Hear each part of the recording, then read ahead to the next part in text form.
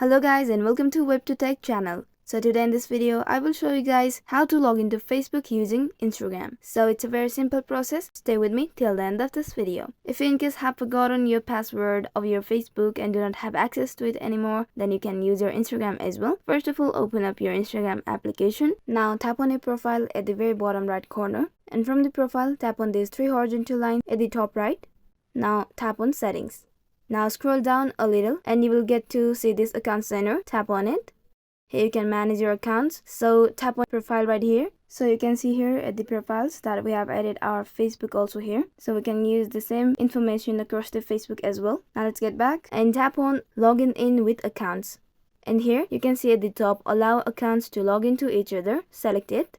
And by selecting this, you will be able to log into your Facebook by using your Instagram information. So this was it for today guys. This is how you can log into your Facebook using Instagram. I really hope that the video was helpful for you all. And if you guys find the video helpful, then do not forget to like and subscribe the channel. Also hit the bell icon to get more updates.